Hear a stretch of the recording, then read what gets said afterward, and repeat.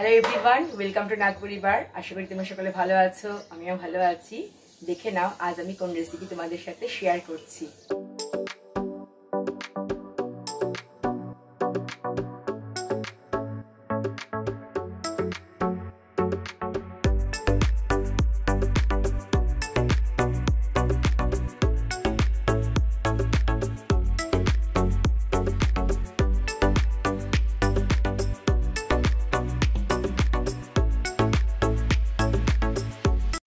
আজ আমি তোমাদের সাথে শেয়ার করছি পেঁপে আর কুমড়ো দিয়ে একটা সম্পূর্ণ নিরামিষ রেসিপি। সাধারণত পেঁপে কুমড়ো এগুলো তরকারি শুনলে বাড়ির অনেকেই খেতে চায় না। আজ যে রেসিপিটা তোমাদের সাথে শেয়ার করব, এভাবে যদি তোমরা তৈরি করো তাহলে দেখবে বাড়ির সবাই খুব আনন্দ সহকারে খেয়ে নেবে। একটা ছোট সাইজের পেঁপে আমি নিয়েছি। ফার্স্টে পেঁপের খোসা ছাড়িয়ে আমি ধুয়ে কেটে নেব। দেখতেই পাচ্ছ পেঁপে কাটা হয়ে গেছে, তার সাথে কেটে নিয়েছি কুমড়ো। এবার একটা বাটিতে আমি অল্প একটু জল দিয়ে দিয়েছি, আর সাথে দিয়ে দিলাম কেটে রাখা পেঁপে, আর দিয়ে দিলাম অল্প একটু নুন। একটা চামচ দিয়ে একটু নেড়ে দিলাম। যেহেতু পেঁপের মধ্যে কষ থাকে তাই পেঁপেটা একটু ভাপিয়ে নিচ্ছি। ইচ্ছে করলে তোমরা না ভাপিয়েও রান্না করতে পারো। এখন গ্যাসের ফ্লেম অফ করে দিলাম। এবার দেখো একটা প্লেটের মধ্যে নিয়ে নিয়েছি একটা শুকনো লঙ্কা আর অল্প একটু বাদাম, আর আরও একটা প্লেটের মধ্যে নিয়ে নিয়েছি একটু ধনে, গোটা ধনে, আর নিয়ে নিয়েছি সাদা তিল। এবার কড়াই বসিয়ে দিয়েছি, আর কড়াইতে আমি দিয়ে দিলাম প্রথমে শুকনো লঙ্কা। শুকনো লঙ্কাটা একটু ড্রাই রোস্ট করে নেব। যখন দেখা যাবে শুকনো লঙ্কার কালারটা চেঞ্জ হয়ে গেছে, তার মানে ড্রাই রোস্ট করা হয়ে গেছে। নেক্সট আমি ড্রাই রোস্ট করছি বাদাম। বাদামটা জাস্ট 2 মিনিট নেড়ে চেড়ে নেওয়ার পরে এর মধ্যে আমি অ্যাড করে দেব গোটা ধনে আর সাদা তিল। এবার সব কিছু একসাথে 3 থেকে 4 মিনিট একটু নাড়াচাড়া করে নেব। ড্রাই রোস্ট করা হয়ে গেলে আমি কড়াই থেকে এটা নামিয়ে রাখবো একটা প্লেটের মধ্যে। ঠান্ডা হলে গ্রাইন্ড করে নেব।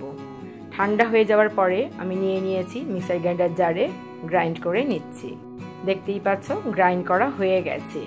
এবার কড়াইতে আমি দিয়ে দিলাম 2 টেবিল স্পুন সর্ষের তেল। প্রথমে আমি এর মধ্যে ভেজে নেব কারি পাতা। কারি পাতা ভেজে তুলে নেবার পরে আমি এর মধ্যে দিয়ে দিলাম একটা এলাচ ফাটিয়ে, তারপর দিলাম 1 স্টিক দারচিনি, আর দিলাম সামান্য একটু সর্ষে ফোড়ন, আর তারপরে দিয়েছি গোটা জিরে বা সাদা জিরে। ফোড়নটা ফ্রাই হয়ে যাওয়ার পরে আমি এর মধ্যে দিয়ে দিলাম ভাপিয়ে রাখা পেঁপে, আর দিয়ে দিলাম টেস্ট অনুযায়ী নুন আর পরিমাণ মতো হলুদ গুঁড়ো। এবার ভালো করে নুন আর হলুদ দিয়ে পেঁপেটা আমি একটু নাড়াচাড়া করে নেবার পরে এর মধ্যে অ্যাড করে দিলাম কেটে রাখা কুমড়ো। এবার পেঁপে আর কুমড়ো একসাথে 2 মিনিট ফ্রাই করে নেওয়ার পরে আমি ঢেকে দিচ্ছি 3 থেকে 4 মিনিটের জন্য। 3-4 মিনিট পরে দেখাই যাচ্ছে যে ভাজাটা কিন্তু খুব ভালোভাবে হয়ে গেছে, সাথে অল্প একটু সেদ্ধও কিন্তু হয়ে গেছে যেহেতু ঢেকে দিয়েছিলাম। এরপর আবার 2 মিনিট মতো নাড়াচাড়া করে নেবার পরে আমি এর মধ্যে দিয়ে দিলাম সামান্য একটু জল, আর দিয়ে দিলাম টেস্ট অনুযায়ী নুন। এবার ভালো করে মিক্সড আপ করে নেবার পরে এখন আমি ঢেকে দিচ্ছি 5 মিনিটের জন্য, যাতে সমস্ত কিছু খুব ভালো করে সেদ্ধ হয়ে যায়। এদিকে দেখো আমি কেটে নিয়েছি একটা টমেটো আর 4টে কাঁচা লঙ্কা চিড়ে নিয়েছি। ঝালটা দেবে তোমরা নিজেদের টেস্ট অনুযায়ী। এরপর ঢাকনা খুলে আমি দিয়ে দিলাম এর মধ্যে টমেটো আর কাঁচা লঙ্কা। এবার ভালো করে মিশিয়ে নিচ্ছি। যেহেতু ঢেকে দিয়েছিলাম, পেঁপে আর কুমড়ো প্রায় 90% সেদ্ধ হয়ে গেছে।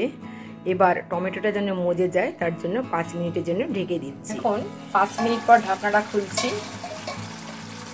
দেখতেই পাচ্ছ তেল বেরিয়ে গেছে, আর খুব সুন্দর কিন্তু গন্ধটা বেরিয়েছে। একটু চেক করে নেব। দেখতেই পাচ্ছি একদম সেদ্ধ হয়ে গেছে।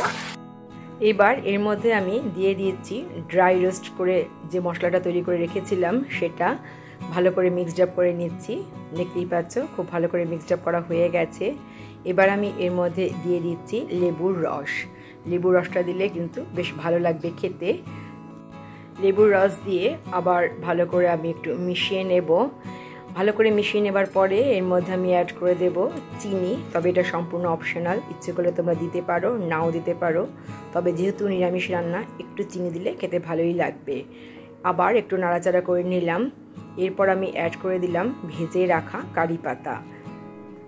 আর যার ফ্লেভারের জন্যই এই তরকারিটা সম্পূর্ণ ইউনিক।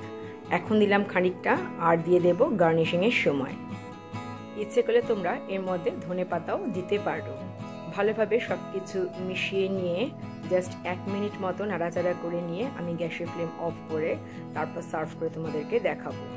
দেখতেই পাচ্ছ একটা প্লেটের মধ্যে আমি সার্ভ করে দিচ্ছি। পেঁপে কুমড়োর এই তরকারির সাথে ভালো লাগে রুটি, লুচি, পরোটা কিংবা ডাল দিয়ে মেখে সেটা দিয়েও কিন্তু ভরে খেতে পারো। ভিডিওটা প্রথম থেকে শেষ পর্যন্ত দেখার জন্য অসংখ্য ধন্যবাদ। আশা করি আজকের ভিডিওটা সবারই ভালো লেগেছে। তাহলে আজ এই পর্যন্তই, দেখা হবে তোমাদের সাথে আবার নেক্সট ভিডিওতে। ততক্ষণ পর্যন্ত তোমরা সবাই ভালো থেকো। টাটা।